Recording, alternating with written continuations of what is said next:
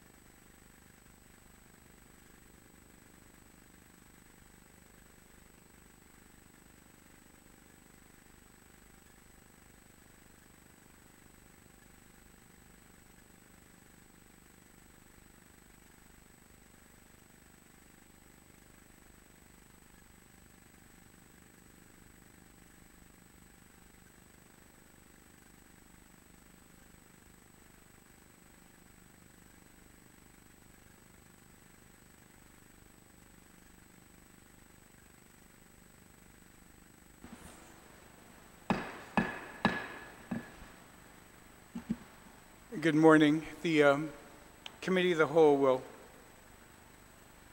come to order. I want to thank all my colleagues for being here this morning. I want to especially thank and commend Senator Estevez, who used yesterday afternoon and evening to prepare a set of amendments that he would like to proffer and have discussed by the body. I'm hoping that our other colleagues who wanted to go to the expenses and reprioritize are preparing their amendments at this time. Please, I'd like to have everything in writing before we discuss it. And since Senator Estevez has prepared them all in writing, it's now before us. And so I will recognize Senator Estevez to begin with the series of amendments that he's proposing. Mr. Chairman? Yes. Just a point of order, and just to make sure we're clear.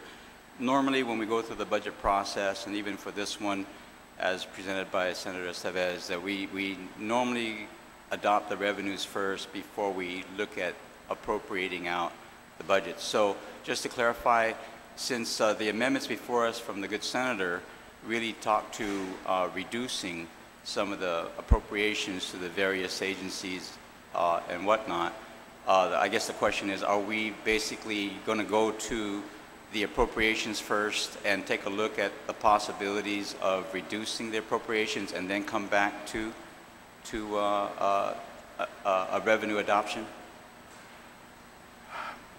Unfortunately, yes. Okay. Yesterday, many comments were made that we shouldn't be discussing any increases in revenue or adopting any revenue when we haven't made sufficient cuts. I acknowledge that the budget that I presented to you was a $27 million reduction from the $30 million FRP reduction that had been implemented earlier in the year. And so that's where I was getting the 57. One could parse it and say it was only 27 from April, but it is 57. And when you went through each of the departments, you saw that every department received a reduction, save for the Guam Memorial Hospital, which got a substantial increase. The committee tried to address the priority level that was adopted in 3487, and those agencies that were 100 agencies, we tried to cut as little as possible or to give them more money. In fact, when I met with the superintendent of education and the university president and GCC president, when they came to plead with me that they could not suffer an additional cut, we tried as much as possible to make the cut as minimal as could be. But I guess that wasn't enough, and so we're going to have to go through. I just want everybody to understand that if we were to cut all the 300 agencies, the ones that are listed in 300, that we would save about 22 million. I mean, wipe them out completely. All those with 300 designation. 22 million straight off the top. So yes, we are going out of regular order. I did suggest that the cuts that Senator Estevez was recommending and the prioritization that Senator Uggan was suggesting that we be put in writing. We'll go through it, and maybe we will reconsider. I know many of you are getting your emails and texts and calls about reconsidering an action that we took yesterday. I don't know what the mood would be at this point, but let's see what, whether or not we need to get another job. Maybe sometimes people say this is working backwards. Well, we're trying to figure out, do we need to get another job or not? Do we have enough money? What do we need to cut? to meet with what we have, and if we need another job, then we get another job. If we cut certain things, we don't get the Louis Vuitton, we don't get the new car, then maybe we might make it. So it's, to some of us it may be backwards, but to some with budgeting, that might be the way that they do it. And so I'm game, and since Senator Estevez has spent a good part of the evening doing that, I would give him the floor to move his amendments for consideration. Thank you, Mr. Chair. I appreciate the flexibility that you're allowing this body to really try to accommodate the concerns of many of our colleagues of trying to minimize the raising of any taxes and whatnot. If there are additional cuts, then yeah, this is a different order that normally proceeds, so I appreciate. The one last request I make at this point is, by the rules that were submitted at the start of this session, is that we only get one opportunity to speak on any measure, and I'm asking that since we're in the committee of the whole and a good discussion needs to take place, sometimes more than one comment is necessary. So if you'll just waive that rule so that we can actually debate. As was obvious, I don't try to quell any discussion, if at all possible. Right, and I just want to clarify, and you have been very generous to that and degree. you know, if it has to be said that I will waive it, I will waive it. Let's just get the discussion out, and I appreciate the fact that we are discussing it. It was a very hard decision to put this, what we gave you as a budget. You know, it was, as I told everybody when they came in for their public hearing, this is your chance to present your case, and using my old robe, it was, if you make your case in front of me and we'll see what we do. When we built the budget, we only could take what evidence was given to us, and that was the budget digest that was given to us in January. And if it was vacant, it was vacant and it wasn't going to be funded. If it was vacant and it was in progress, then we checked the last 3 pay periods to see whether or not there was a live body in there. If there wasn't, then it went. It's not going to be funded and vacant for the entire, you know, forever. So we kept cutting, but it's obvious it's not enough, and so I'm giving you the opportunity to make what other cuts any of you believe we should have taken, and so I'm open to it. Madam Vice Speaker, did I see your hand go up? Mr. Speaker, I too appreciate your efforts and the efforts of Senator Estevez to prepare what looks like an amendment with many parts, but I'm just concerned that, yeah, to go through this amendment, we will be going all over the place in this budget, looking like making cuts to different agencies. And for me, I'll be honest, I feel like we should always begin with the Department of Revenue and Taxation. We're on the portion of the budget dealing with revenues, and there's a lot of talk by gubernatorial candidates regarding, you know, its collections. We're not collecting, and I hate to, you know, let that go by without really getting a very firm response from Department of Revenue and Taxation. Do the revenues here represent the maximum amount of collections that their entire department, the government of Guam, is going to be able to collect? Or do they have any other, you know, hopes besides these revenues? Because if that's the case, I mean, we've seen audit after audit where the auditors made recommendations to the Department of Revenue and Taxation or the Department of Administration as to follow-ups and how they could be more precise in their collections. Pretty much it has to do with follow-ups by the Department of Revenue and Taxation. So I don't know, for me, Mr. Speaker, I feel like before we get into cutting all the agencies, that's just how I feel. Like I would prefer that we just go the traditional way and we we get Department of Revenue and Taxation to really confirm these for us once and for all. Otherwise, we are always going to be subject to, you know, everyone in the public saying we could collect more, we could collect more. And we really need to get a handle on that, Mr. Speaker, I hope, in this budget process and in whatever way we can, if we can. Thank you. Thank you. And Revenue and Taxation, with your suggestion, will be the first one that we call as soon as we take care of his, Senator Esteves' amendments. And if Senator Ogden has any reprioritization amendments that he wants, we'll take care of those and then we'll go back.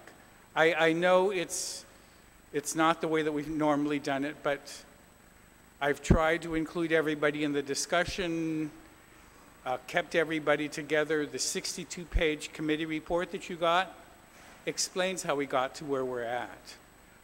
But we'll go through this. It'll be just a couple of days, and then people will stop dancing on my head that I've not done enough.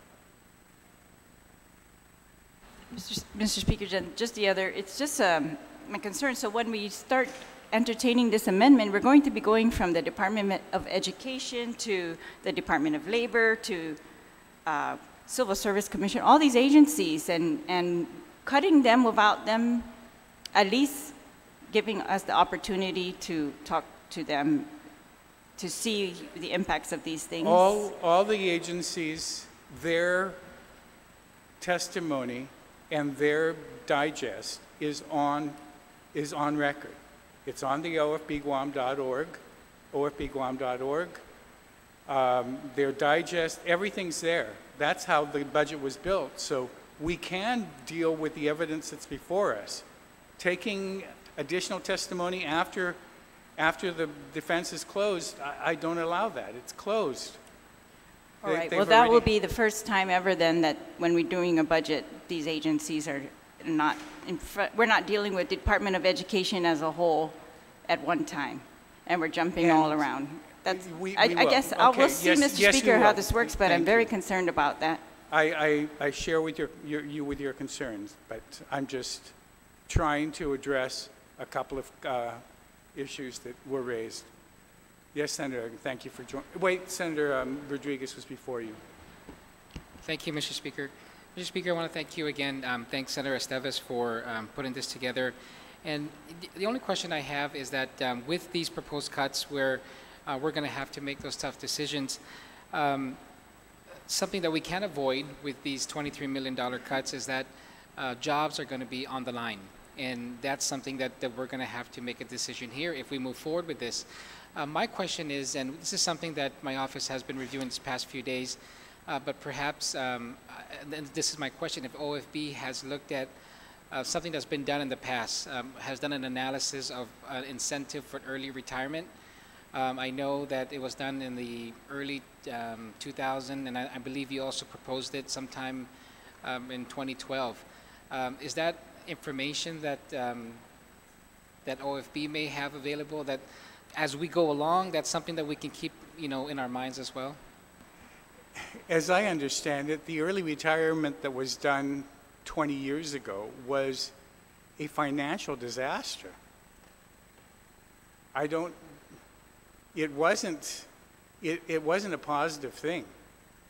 No, I understand, Mr. Speaker, but I know that, for the retirement fund. Yeah. Yeah, for the retirement, and also in 2012, you proposed it again, I believe in 2012, and so look, this is just, this is something that we're trying to, because we know with these cuts, jobs will be on the line, and if there's a way that we can find a more humane way to do this, that's something that I'm asking if that's information you may have. That has not been heard this legislative session, so it's not something that I'm putting. If somebody had introduced a bill, there's different cuts. I got beat up for 8 hours recommending a rollback of a CWA. If somebody wanted an early retirement, they could have introduced the legislation at some point. Right now, it is just, let me just try to get through this. Senator Esteves spent the entire evening preparing. We can go through it. If he gets 8 votes, he gets 8 votes. If he doesn't, He doesn't for each one of these, all right? Senator Ogden, thank you, yes. Thank you very much. Mr. Speaker, good morning to you and our colleagues. I know, Mr. Speaker, that certainly you and OFB have done due diligence in terms of trying to look at ways you can contain costs and reduce expenditures of this government. And yesterday, we had discussed the $27 million expenditure reduction that is imposed by the original unamended version of Bill 323. And on my way over here, I know you were alluding to the fact that how that figure was acquired was by virtue of looking at each of the individual agencies, looking at positions that were not filled, and then reconfirming whether in fact they were filled very recently. So that's how the figure, the cumulative figure, $27 million was extracted in terms of possible expenditures. Mr. Speaker, I see your head nodding, so if I can just get clarification. No, we did not reconfirm. We used the digest and we used the public hearing for it, and everybody who came to the public hearing, I told them, this is your one chance. I wasn't going to FOIA and say, ask what new agency, what new people have you picked up. I wasn't going to, I looked at the digest. If it says it's vacant, it's vacant. And if you filled it during the year, tough. It's not filled. And I'm sure Adelute's going to holler and scream that over the last 8 months that they filled some of these positions, they had their opportunity to tell us at the hearing if it was different from what the digest presented. I was not going to go behind and ask you to pull teeth to get you to tell me how many additional people you had. If any of you have additional information that's extrajudicial, and in the same way that I handled my courts, that was fine. Extrajudicial information just doesn't play into the decision. That's in the newspaper or wherever you got it, but it's not before me, and all I dealt with was the evidence that was presented to me. Thank you. Thank you very much, Mr. Speaker. And if I can just continue, because there's a train of thought that I wanted to share with you and inquire whether, in fact, there's been some additional effort as it applies to this. The reason why I needed clarification in terms of how the $27 million reduction in expenses going into fiscal year 2019 was extracted from the budget, because in February of this year, an initiative that you had pushed from day one, it's bill number 3-34, that would require that in fact the least costly option for medical/health insurance for our public employees based on negotiations be forwarded to the governor's office. And in repeated discussions on that particular measure, Mr. Speaker, there was information that was imparted that that would realize approximately a $20 million cost reduction. So if all those extractions, the reduction of expenditures, are reflective of the budget digest and the removal of funding for specific positions as of an earlier month of this year, then that is a factor, Public Law 34-83, which was overridden and which I endorsed at that time, specifically because of the cash crunch, proclaimed crisis that this government was undertaking. So in this particular case, Mr. Speaker, I have to inquire, what is the status of the health insurance policy for fiscal year 2019 for our public employees? Thank you very much for that question. It's an excellent question. And yes, I have been trying to push for that most efficient, economical health insurance to be presented. Unfortunately, I received word that because there is a protest, and it is now the 1st of August, that there's a possibility that there's going to be a rollover of last year's, and we will have to eat it. That part I have no control in this budget. We were trying to provide for it. We took Senator Espaldon's into consideration, though Trump is proposing an $800 million cut to Medicare, we took that into account. But we've received word that the protest is probably going to cause the health insurance to roll over. Thank you. Mr. Speaker, are you talking about a 12-month rollover for the entire fiscal year? I'm not sure how they're going to sign a 3-month contract for health insurance. As I understand it, they have asked the health insurance agencies to allow it to extend open enrollment to go for an additional 3 months. If not, whether or not it's going to have to be a whole year. Unfortunately, that we have given that responsibility to whoever is governor. Okay? Thank you.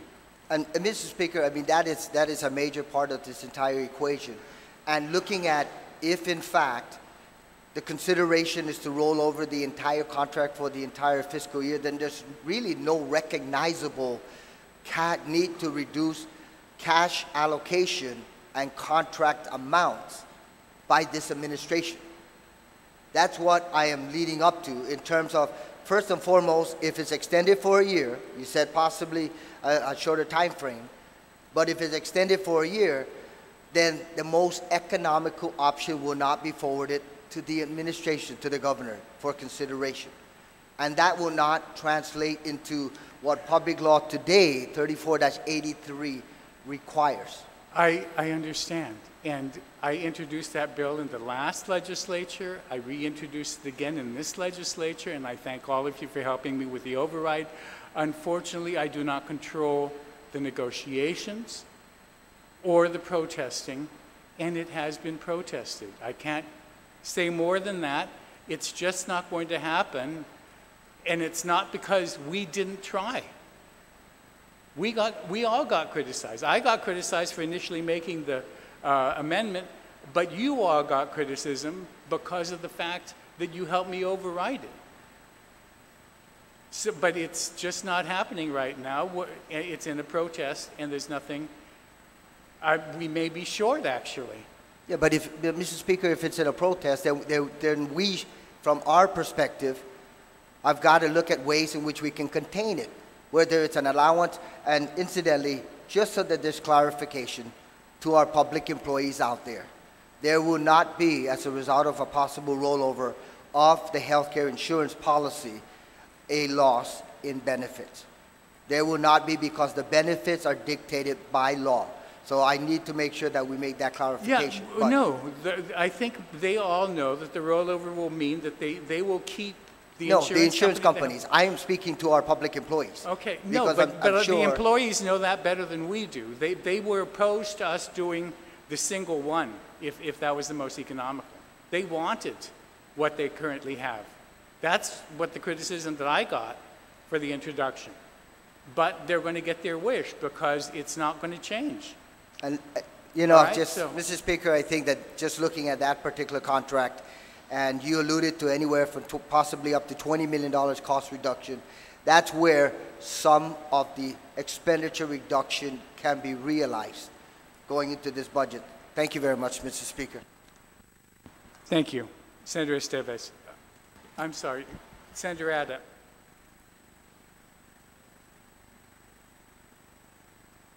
Did you wish to be recognized? Oh, I'm sorry. I thought you had. Mr. Speaker, that news about the health insurance contract is really shocking and stunning. And while you can't control the executive branch or the protest, we definitely could be informed of their basis for fighting against the protests or not finding another way to resolve this prior to the end of the fiscal year, and what impacts they estimate this is going to be, whether they're talking about an entire year rollover or not. That's so very concerning, Mr. Speaker, that we're just going to wash our hands and let them do whatever they want on that. That's a huge loss for the government of Guam. And I agree. If anybody has any amendments to address that, I would like respectfully for address it. DOA to be here so they could inform us directly why they continue, I mean, what is the basis for And we will get to them. denying the All right, protest? and let's just get through Senator Estevez, who has prepared all these, discuss it, and vote on it, up or down. Thank you. Senator Estevez, you have the floor. Thank you, Mr. Chairman, and thank you to my colleagues for your indulgence. I know it's a lot of information, a lot of numbers presented to you this early in the morning. I would like to first address, there is one amendment that was put out. It's not numbered, and it's specifically towards the special funds, and this is to address at least what's currently been adopted within the budget with regards to the removal of the property tax increase and the increase, the 13% to 13% increase to the tourist attraction fund. And the amendment is to amend the bill to read as on page 5. Thank you. On item AQ, the Territorial Education Facilities Fund would be reduced to $30,089,218, which is the projected number without the property tax increase.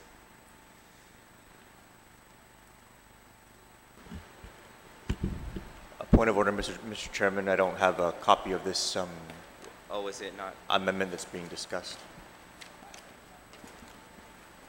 Mr. Chairman, I'll get copies of this one made. I guess this All right, one may have been missed. let's go in the order that you have them. Okay. Well, the reason why this was out of it, because this wasn't a reduction, it was just to set, at least so we're all on the same page with the increases and reductions and on the revenue side, so that moving forward to the point of my colleague earlier. But we can skip it and go Yeah, directly please, to. let's go in the order that you have so that everybody, you put them in order and you wanted us to do that in order. Let's All right. don't throw it off. To amendment number 1, Mr. Chairman, it's an act to amend and strike section 3, starting on line 24 from page 11. Now, before I tell what the amendment does, so section 3 is the appropriation and allocation from Department of Education's overall budget to fund the owner, agent, engineer, architectural, and the design of the new Simon Sanchez procurement. Now, Mr. Chairman, in this substituted budget that the body had adopted, if you go towards the back of miscellaneous appropriations, there's an appropriation of $1.5 million, and that's based on the tax amnesty program that's being put into this bill.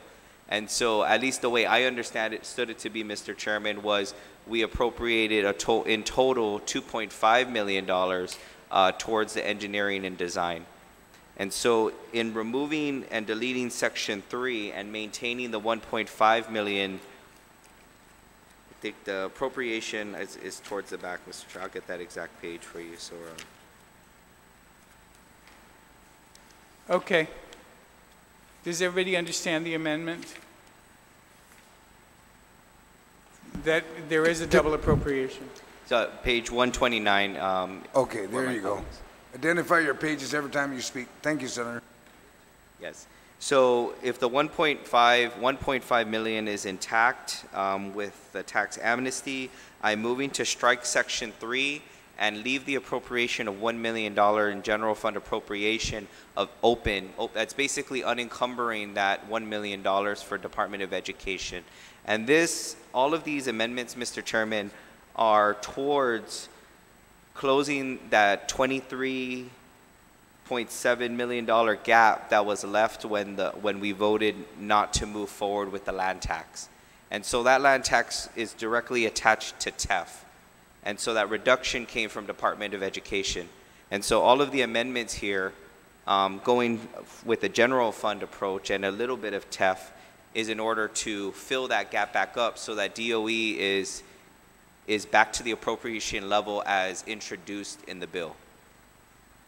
On this amendment by Senator Estevez, Senator Uggan, anybody else, and then Senator Nicholas. Thank you very much, Mr. Speaker, and I certainly understand the mover of the amendments, the intent behind it.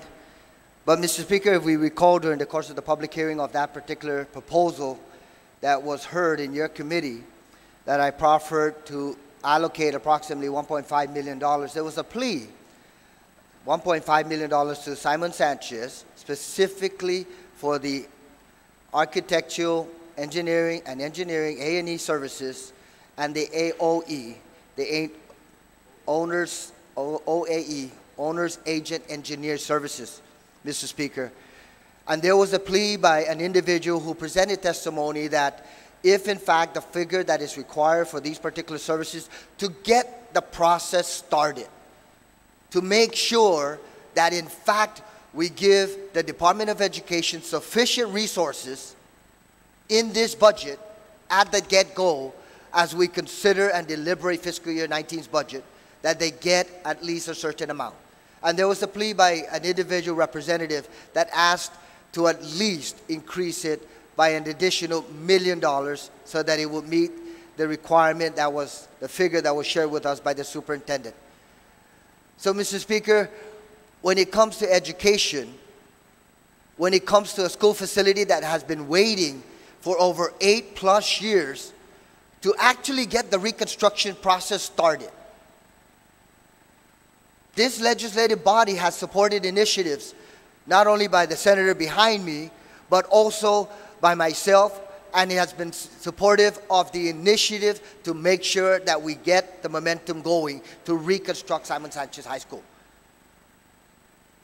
Now's the time to allocate the resources. Now's the time to make education a priority and the reconstruction of that school, Mr. Speaker. So I oppose taking any money out of that entire process while we continue to see students wait, and parents and the school administration and staff wait every single year until this process starts. Let's get it started within a reasonable time frame. Let's give the Department of Education these resources that they need so that at least the superintendent, based on his commitment also, that he's going to try to work and expedite the process so that the community of Simon Sanchez High School doesn't have to feel that in fact their leaders, inclusive of this legislative body, is abdicating their duties and their responsibilities. So, Mr. Speaker, I oppose the extraction of the additional $1 million allocation as proposed by Senator Esteves. Thank you very much. Mr. Chairman, if I could just get clarification. Wait. No. Senator Nicholas. Thank you, Mr. Chairman.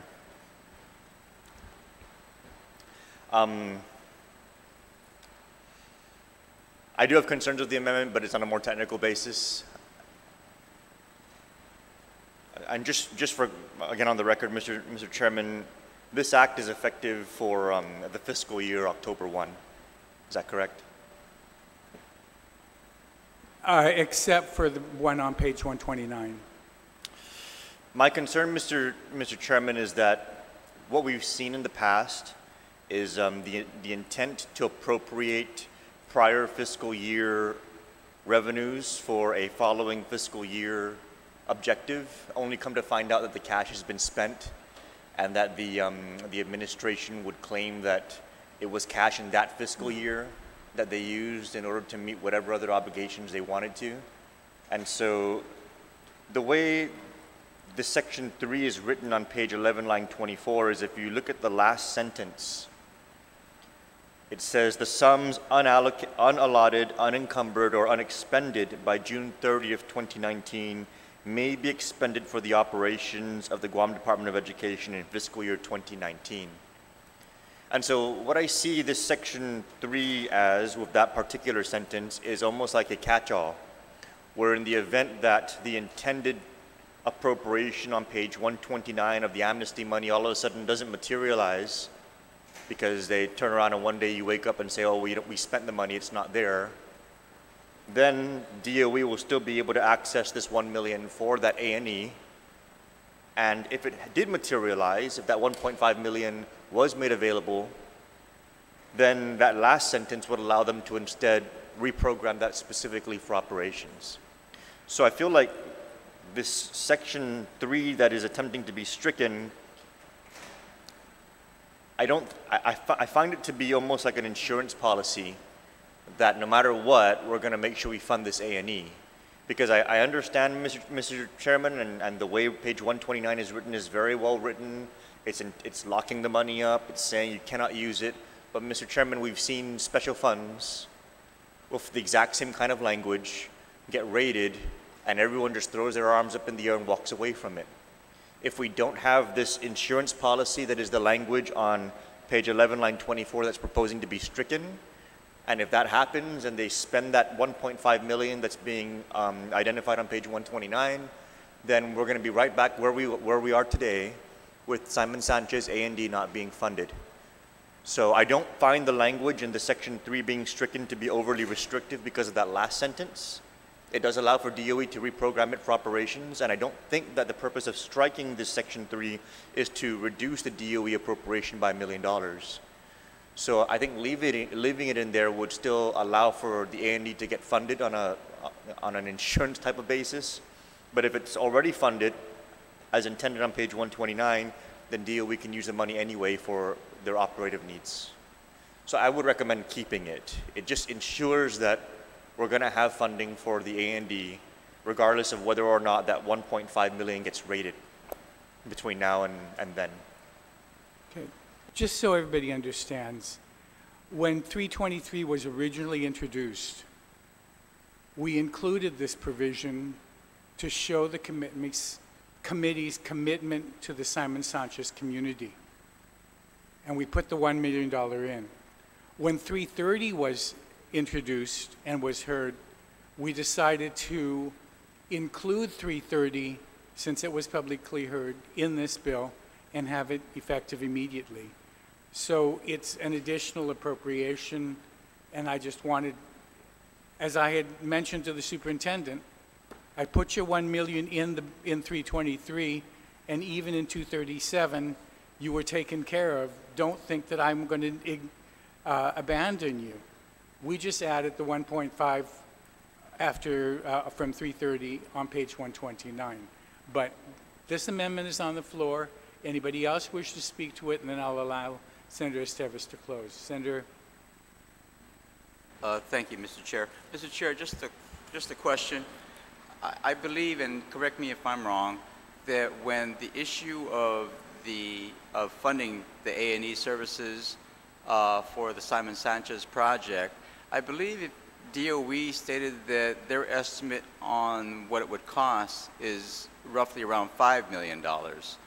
And they basically were appreciative of anything. So even the 1.5, they were definitely in favor of, but then even at that point, they're saying if you could add an extra million, that would help tremendously. But even that 2.5 total is only half of what they expect would be the cost for the A&E for Simon Sanchez. And I just need to verify whether I misinterpreted or if that in case is the fact. No, you're correct that at the hearing it was stated. But then again, those of you that have built homes, you know that the A&E is usually 10% of the total cost. So even the 5 would not be sufficient.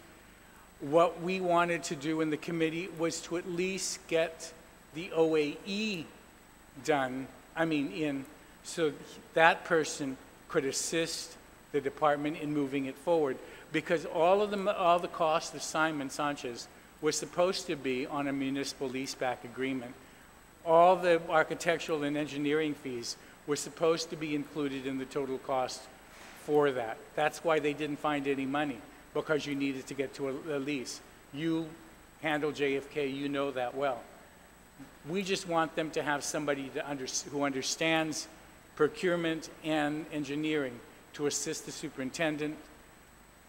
If the 2.5 million, if this 1 million and the 1.5 in the page 129 is too much, I'm hopeful that they will not spend it, but we're trying to help, and I think we're trying to show. Okay, thank you, Mr. Chair. Thank you. Any other senator wish to be heard on this First Amendment by Senator Esteves? Senator Esteves, you make, oh, Could you just explain then, Senator Esteves, this is not, you're not touching the back portion? No, Vice Speaker. The money stays with Department of Education, and what I was going to explain in my closing was the intent of the amendment was just to give them more flexibility. I think since Department of Education has control of the procurement and the construction of the new Simon Sanchez, I thought a little flexibility with regards to their operational expenses and allow them the ability to be flexible in what they want to prioritize, when they want to prioritize, and how they want to prioritize. I'm not, again, I don't have any issue with the money and the language staying as it is. I just think with the cuts that they're receiving, I think maximum flexibility in cash management is going to be beneficial to their operations, and that was the intent of the amendment. But the money doesn't leave DOE; it doesn't leave Department of Education. So, Mr. Speaker, then I'd ask to get confirmation that by striking this language and allowing DOE the flexibility of how to spend this $1 million, that they will be able to procure this under the language in Section 1. Seems to be the intent of this amendment. So I just want to confirm that that's accurate. Maybe if legal could confirm that, or OFB or BBMR.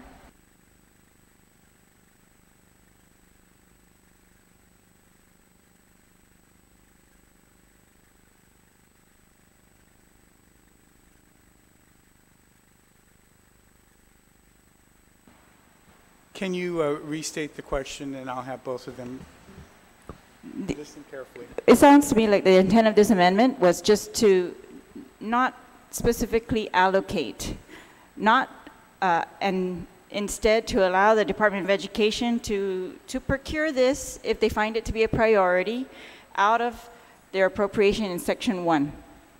So without the legislature specifically allocating, can DOE use the $1 million on A&E or OAE services pursuant to Section 1 without any additional language, because that would be the result of this amendment. And I want to confirm that that's correct.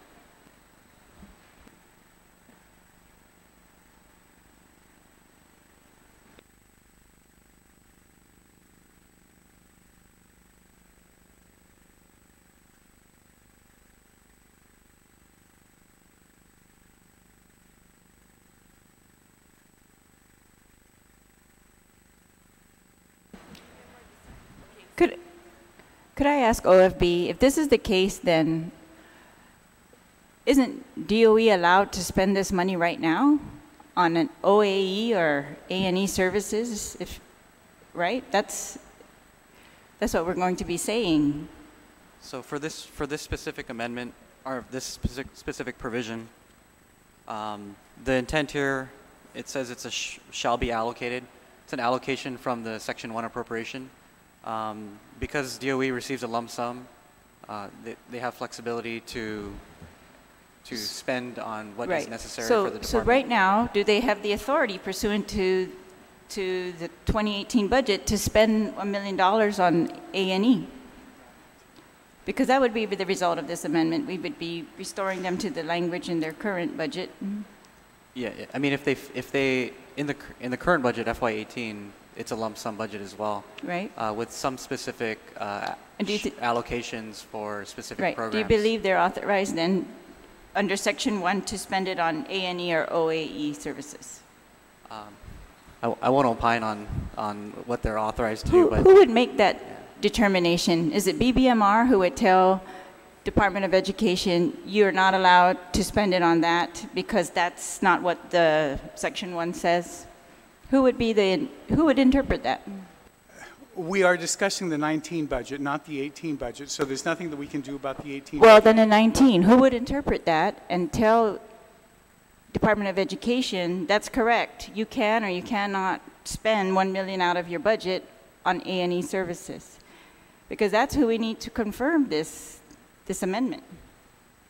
And right? Early in the term, I reminded everybody that I'm a little concerned about legislative intent. When we strike certain things, that that there could be an interpretation that it was the intent of the legislature not to allow for that to be taken care of. Well, he's been very clear his intent. He wants to allow DOE the flexibility, and so I just want to know whether they really I have that understand, flexibility. and I'm just saying, if someone was to sue on legislative intent, this was in here, and striking it may be argued as not authorizing them to use an additional $1 million from the general fund that's given to them for this purpose. It may be argued. Yeah. It also may be argued that yeah. he was very specific on the floor when he made the amendment, and he said he wanted it to be included under the expenditures of Section 1. And that's the reason why we don't want a court case on this. We want to be very clear. Just who's going to interpret whether they can or cannot spend this. It'll be clear on A&E. if you leave it in, is what I'm trying to say.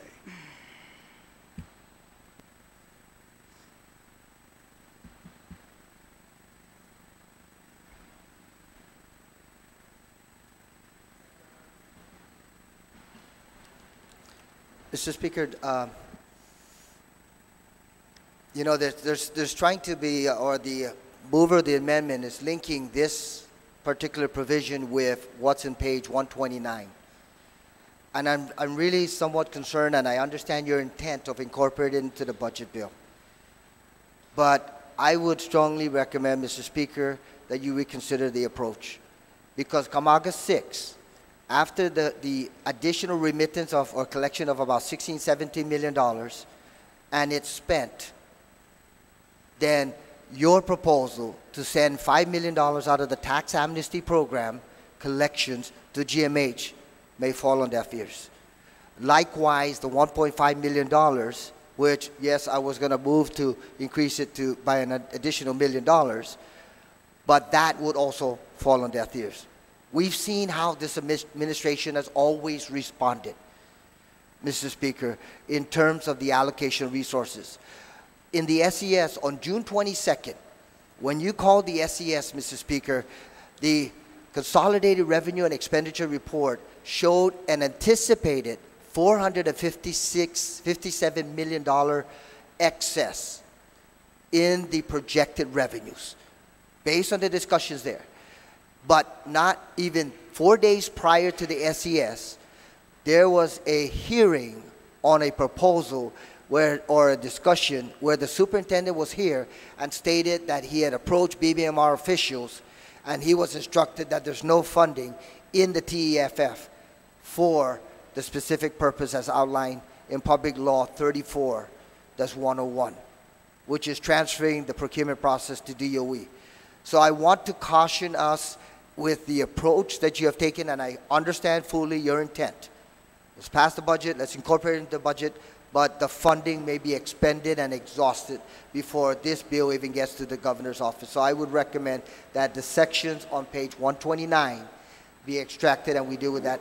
We'll deal with 129 when we get there, or if you want to make that amendment. I'm just saying, because I was challenged on what we can come to the floor on an emergency, I had to try to include everything because we didn't have a call to session.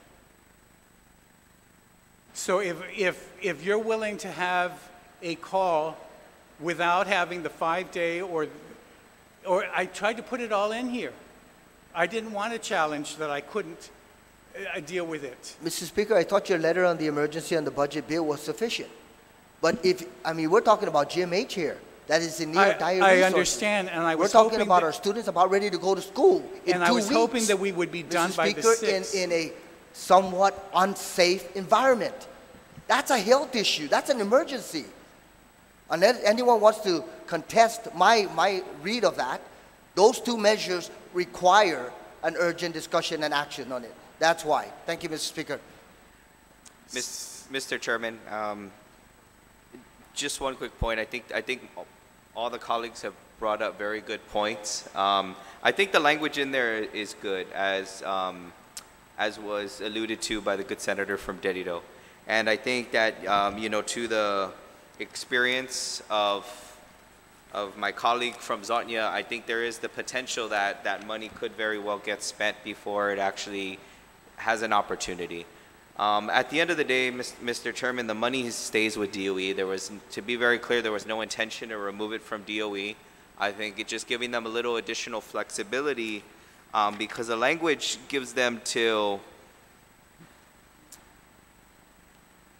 June 30th of 2019. And I think the reason why I would trust this with Department of Education is because when you look at now that they have the procurement under them, I think the flexibility of operations becomes that much more important.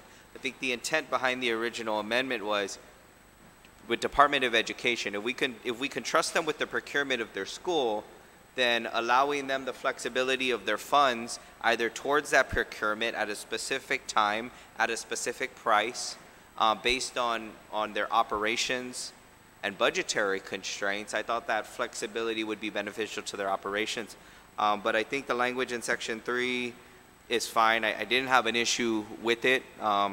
So with that, I'll withdraw the amendment. Thank you very much. It's been withdrawn. Thank you. Mr. Speaker, just while we're on this page for DOE, is this page still accurate? Are the appropriation amounts still accurate after failure of that real property tax? Are the amounts here? I believe that the TEF is reduced. We will have to,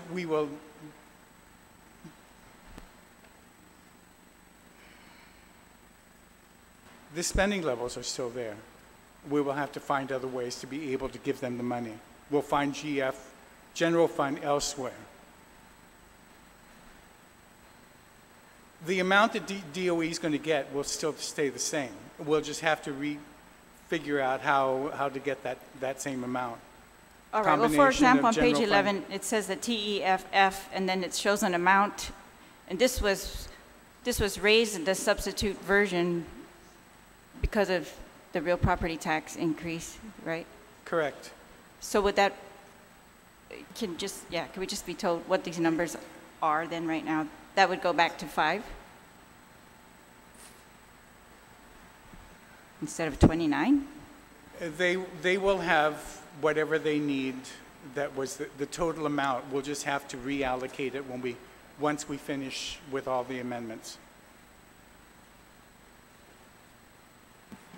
I'm not following that, Mr. Speaker.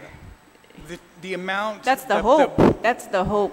But I would just want to know, when we didn't pass the real property tax increase, what happened with this TEFF number? That TEF number will have to go down because you didn't pass it. That's what I want So to we know. will have to make it up in general fund, and making up in general fund will mean we'll have to cut it from someplace else. But DOE is not going to suffer that loss. So is it accurate to say that we're just going to revert to the pre-substitute numbers on this page? In our documents, The bottom it's line red. will be the same. Where it comes from will have to be changed because we did not pass the the real property tax.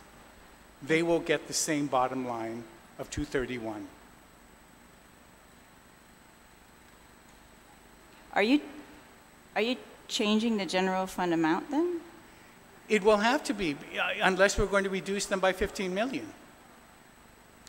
Well, I know that's the goal of what we're working on, amendment by amendment, but Okay. right now. We'll deal with that. We will make sure that DOE is taken care of. Thank you. On the Esteves amendment, all those in, it's been withdrawn. Your next amendment, Senator. Thank you, Mr. Chairman. Amendment number 2, colleagues, is an amendment to reduce the general fund appropriation of the Office of Imagalahin Guahan, the governor's office. The reduction amount is a 23% reduction of the 2018 general fund appropriation. And so as you're going to see going down with anything that's general fund related, the reduction was only to the general fund. And this was to keep the special funds intact and try to keep it as clean as possible. So there's a 23% reduction starting with the governor's office. And The reason for this, Mr. Chairman, is very simple. I think if we are going to look at additional cuts, and I think there are many of my colleagues in here who believe we need more cuts, I think it needs to start from the top down. And so with the first cut, I'm proposing for the governor's office at a 23% reduction, and the intent is that this is going to come out of the personnel objects. That variance is $969. So $988,969, and that the destination for that, as you can see on the sheet, is going to go to Department of Education, and that'll augment their general fund to offset the TEF reduction.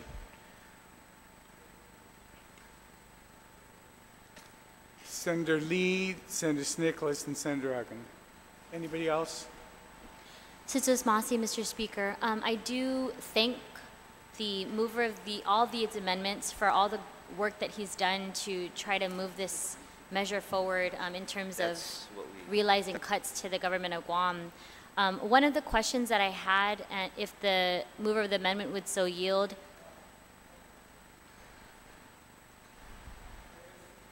There is a request to have the mover of the amendment answer a question. Senator Uggan, Senator Estevez. There is Mr. Chairman, yes. Senator Lee wishes to ask you to yield. no, it's okay. My question is just because some of these cuts must be made to classified personnel to carry forward these cuts, do any of the proposed amendments that you've outlined in this packet include a revision of the furlough or layoff procedures as described by the Attorney General? As I understand it, moving forward, there would probably need to be a provision to be put out. However, I think such language, and I think it's substantive enough that it would require a public hearing.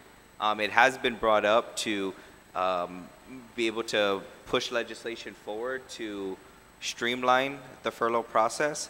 But as of right now, I think getting a budget passed that identifies where we are on the budget would at least get that paperwork started, because I think there's been a delay kind of waiting on what we were going to do, and I think there was all the eggs were put into a basket that we were going to maintain the sales tax or raise taxes dramatically to try to maintain status quo appropriations. I hope that answered your questions.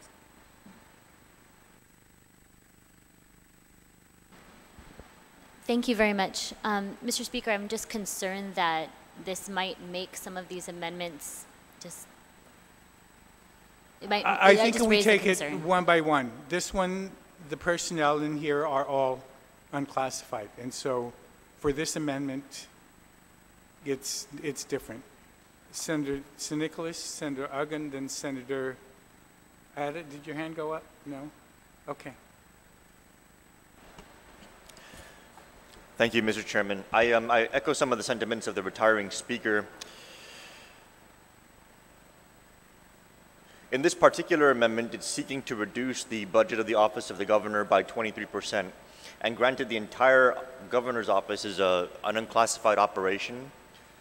The reality also is that not all unclassifieds are equal.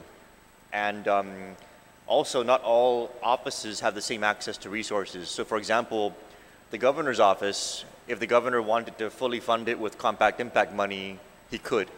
Or if he wanted to subsidize it with compact impact money, he could. He could technically do that with every other agency, but I think there would be a more vested interest to fund your own operation if it was somehow shorted. That being said, Mr. Chairman, I understand that the whole goal of the original Bill 323-34 was to fund warm bodies in all of the agencies and to defund all of the vacant positions. Is that correct, Mr. Chairman? Warm bodies that were in the digest. If they were filled subsequent to the digest being presented to us in January or February, I don't know about it because I wasn't going to FOIA them to explain to me what was filled. Right. And so as we proceed with as we consider this amendment in the context of the remaining reductions that are going to be proposed, these reductions are going to impact warm bodies in other agencies when we get to those other amendments. And so the reason why I just wanted to talk about that in the context of this amendment is maybe a 23% reduction here in this particular line item is too low. Maybe we need to go for a 90% reduction here because it might get subsidized anyway, have it subsidized by compact impact, and then reduce the reductions in some of the subsequent amendments because those warm bodies are less of a political nature and more of an operative nature. If you wish to make that amendment, you may. We are currently on the good senator's amendment. Right. And so if you want to prepare an amendment to that effect. Well, I mean, I understand. I'm just saying you can make that amendment if you wish to make that. How to control the governor with his compact impact money, I've been trying to figure out for the 14 years that I've been here.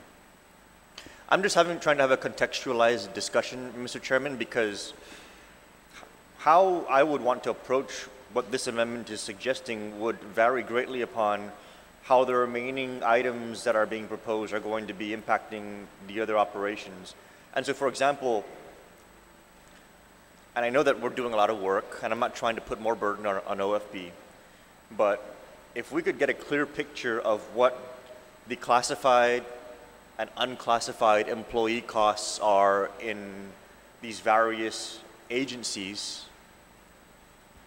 I think that it would really help us to get a clearer picture and to determine how we're going to handle each amendment. Because, for example, Mr. Chairman, in the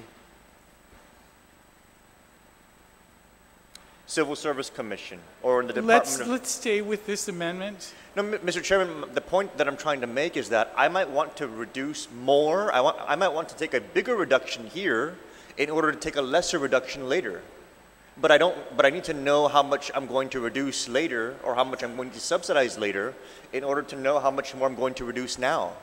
And that's one of the problems I've always had of how we do budgets. And it's nothing against the process here, Mr. Chairman. It's just that you cannot just pigeonhole a line item and reduce it by X amount when you might need to reduce it more in order to fund something, in order to reduce something else less.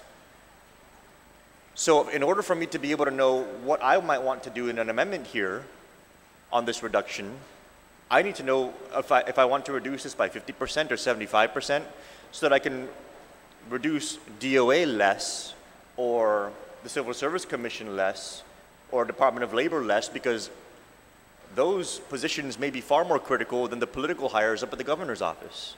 And you are welcome to prepare an amendment to reduce it even further, or make the amendment to make it further if you want at this point.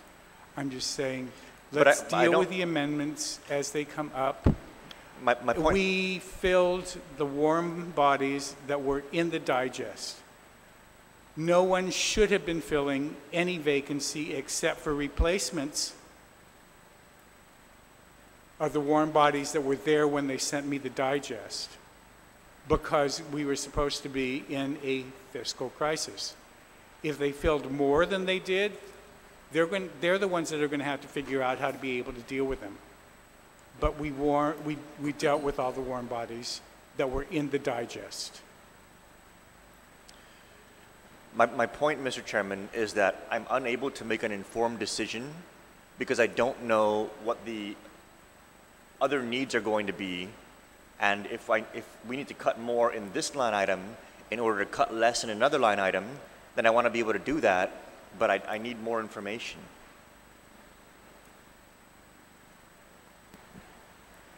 The classified, how many of these employees are classified, which ones are, how much of the budget is paying for classified warm bodies, how much is paying for unclassified warm bodies? In this amendment, they're all unclassified bodies. I understand. So let's just get through this one, and in the next one, if it's classified, we will deal with it, okay? Mr. Chairman, if I may, moving forward, and just to reiterate what the intent was. The intent was to look for additional cuts. The 23% was a model taken off Bill 237.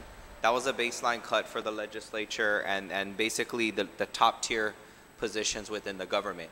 And so what I did was I applied that 23% off the 2018 specifically to the general fund, because that's where we were trying to pull money from, took the 23%, applied it to the top, and then applied it to what I believe, based on what we prioritized as essential and non-essential agencies, the 23 to the less critical agencies.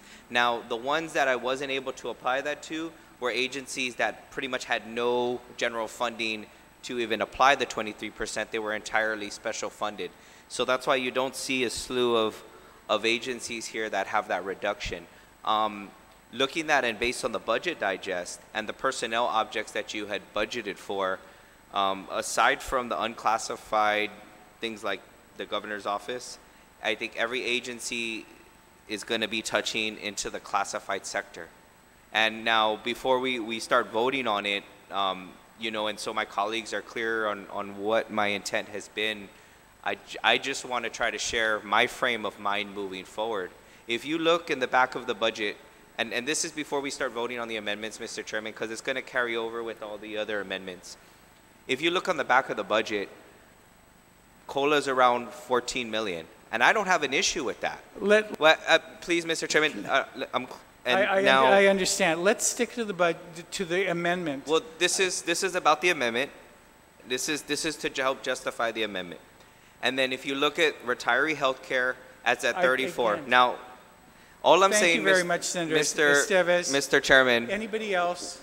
What I'm trying to explain. Senator Esteves, please, you've already been recognized. We'd like to hear his explanation, Mr. Speaker. He can close. Senator Uggan.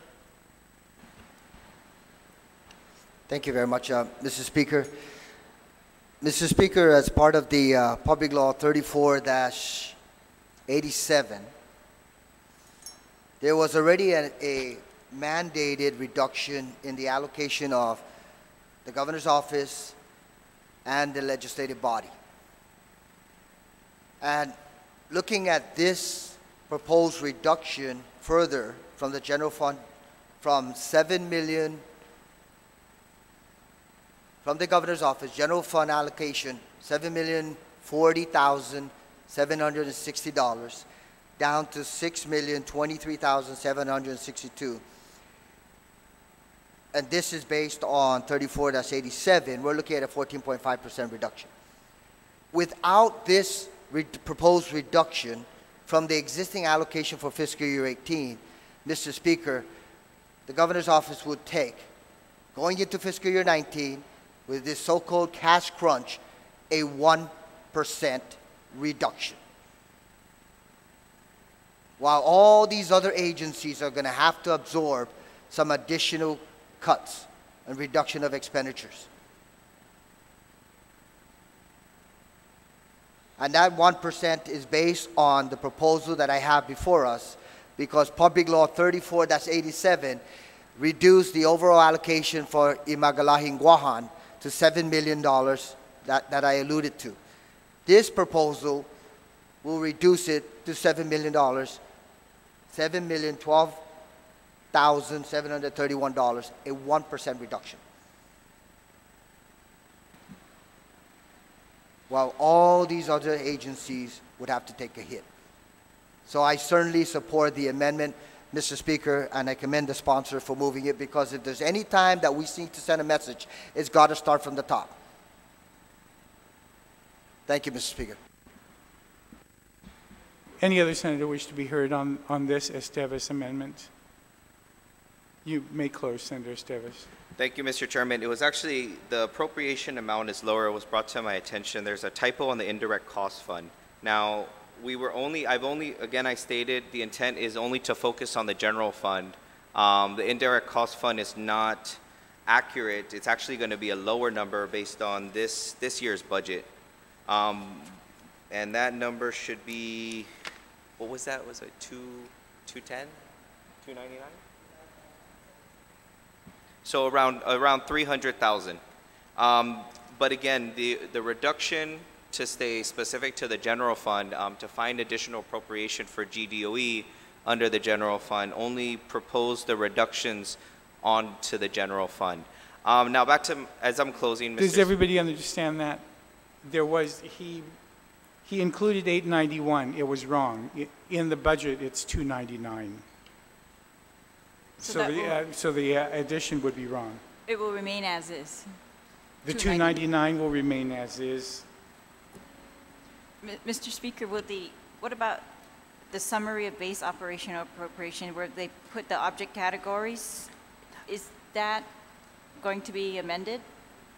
We will have to address that, yes. He just wants to get the bottom line for the governor's office to be reduced.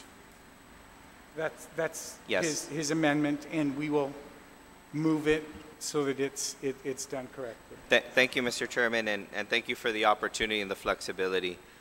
As I was explaining, when you look at the back of the budget at some of the liability, the non-operational liability we have, we're looking at around 34 million for retiree health care, 14 million for COLA. Now, I don't have an issue with that, but I think in moving forward in the budget process, when we're looking at the other cuts and we start getting that squeamish feeling about touching warm bodies, I think it's important for the body to look at the trend that these long-term liabilities with the classified employees is only going to build. And so while it's 34 million this year, it's probably going to be higher next year, and the COLA is only going to raise. And every year it's going to increase. So the long-term liability of the retirees and of the survivors, it's in law, and they deserve it. But I think in moving forward, if we're not reducing the classified sector and we're not reducing our long-term liability, these are costs that are going to accumulate, and it's going to start affecting our operational revenue more and more every year. And so, you know, I don't like it. Nobody likes talking about the reduction of warm bodies, Mr. Speaker, but I think it's going to be a necessity moving forward. I think it's an opportunity to really streamline the government and start addressing what our monthly fixed costs are. And so that we have the ability to manage the cash depending on the ebb and flow. Thank you. On the Esteves amendment, to reduce the general fund to $6,023,732. On that amendment, all those, does everybody understand? All we're doing is the general fund. Mr. Speaker, can you just please update us on the total? So would be 6,000 or 6,322,734. 323,734. 734. Sujos Masi.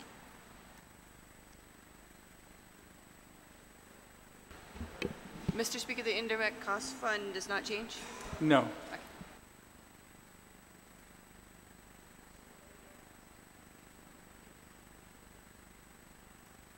On that amendment, all those in favor, please indicate by raising your hand. There's no objection?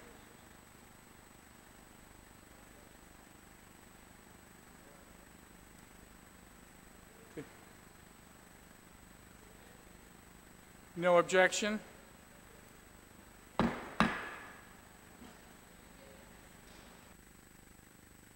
Your next amendment, Senator Esteves. Thank you, Mr. Chairman.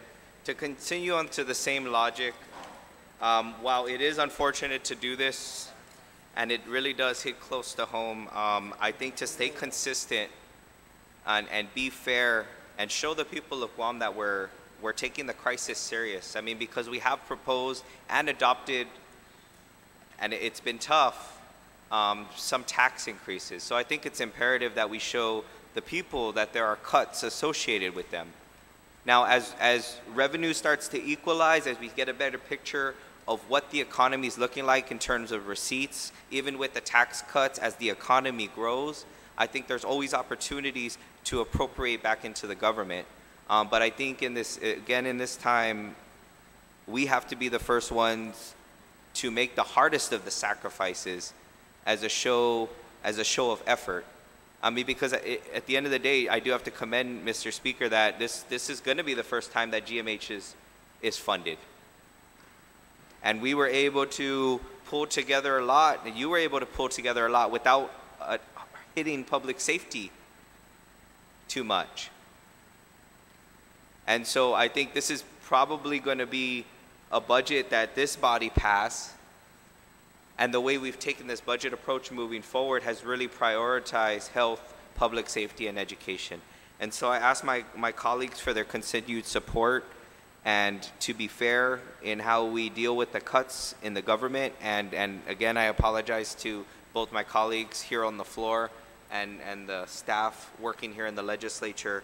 But I am proposing the reduction to change the appropriation amount under Section 1, Line 3, page 96, the appropriation, general fund appropriation to the legislature to $6,542,354. That's a 23% reduction of general fund appropriation from 2018, and correspondingly reducing OFB to $361,900, which is also a 23% reduction. The total variance and savings would be $1,104,554, which would further then go to Department of Education towards their general fund appropriation to bring them back up. On the Esteves amendment, as it relates to the legislative branch. Mr. Speaker, point of order. I would ask for a 30-minute recess so that we can get information from about the details of this from our CFO as to where these cuts would come from, so we could be acting with information in front of us. We'll take a short recess for you to get the information that you need. Mr. Chair, should we also allow the executive branch to also know where those cuts are going to come from? We've gone through that. If you were going to object, I just trying to deal with it as they come up. And Mr. Chair, just a point of order. If the monies will be moved from the executive branch, the legislative branch, and perhaps even judiciary in these later amendments, and there's the proffer of the amendment has a will to move it into a certain agency, I recommend that it's stated in the amendment as well.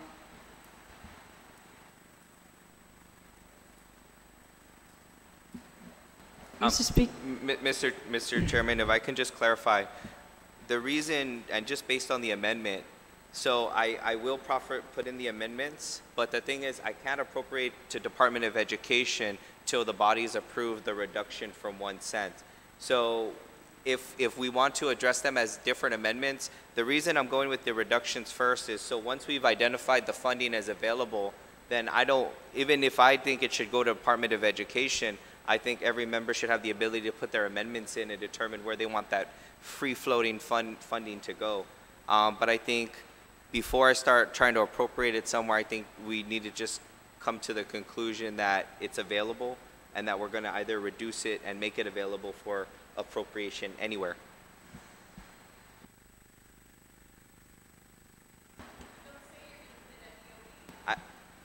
It's my intention, but it's not in the amendment.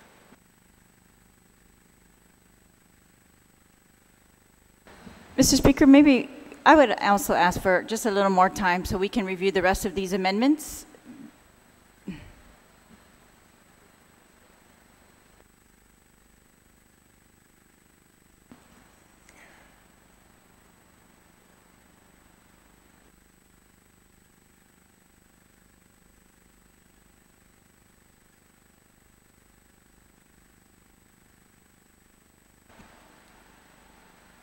Mr. Speaker,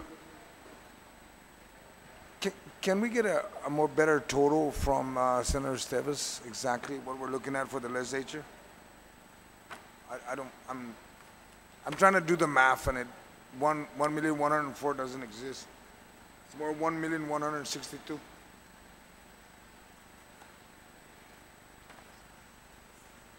And if we're going to talk fairness between both branches, we're taking a bigger cut than the governor's office, and we don't have the luxury of compact impact or anything else.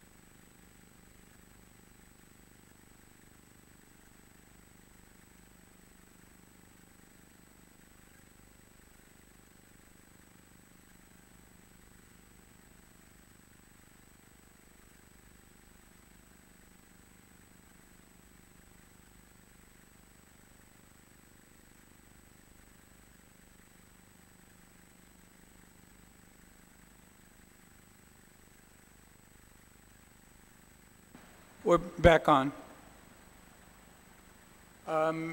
Anyone wish to ask any questions of the move of the amendment or to speak on the amendment? Senator Mr. Uggan? Chairman, if she wanted to recess, I'm amenable to that.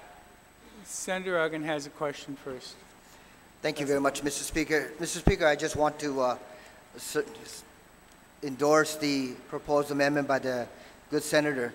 You know, I mentioned a little earlier that with the previous amendment that it all has to start from the top in terms of absorbing any reductions, especially if we are looking at some serious reduction in expenditures in other government of Guam agencies that directly provide the support services to our community. So, Mr. Speaker, I support the amendment that is proffered. Although he and I have differences in terms of the percentages, I'll just leave it at that, but certainly the legislature has always taken the lead, Mr. Speaker, when it comes to fiscal challenges with this government, and this is no different. Thank you very much, Mr. Speaker. Any other senator wish to be heard on the amendment? Are we going to have a recess or not, Mr. Speaker? We'll continue through, and you can vote either way.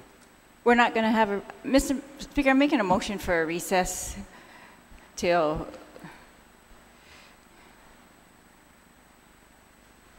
12 o'clock or 11:30. The recess is not going to be granted. If anybody It's a motion, Mr. Speaker. I'm making a motion. We were supposed to roll up our sleeves and go 12 hours. That's correct, Since Mr. 8 o'clock Speaker, this and then we morning, and I was received sitting these here amendments. exactly at 8. These are brand new amendments. The first time we saw them was this morning, and there's a whole stack of them. So I would just ask the respect to allow us to review these and to be responsible about what we're doing.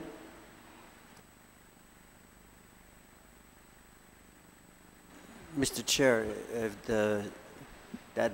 regarding the motion, if that's the case, I'm asking to reconsider the actions of this body regarding the First Amendment towards the executive branch.